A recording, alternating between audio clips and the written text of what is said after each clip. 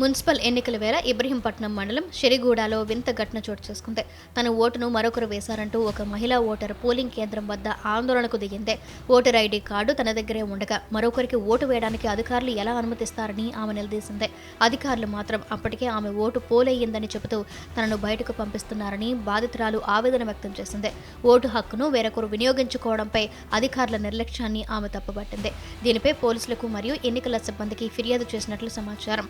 ఈ ఘటనతో పోలింగ్ కేంద్రం వద్ద కాసేపు గందరగోళం నెలకొంది.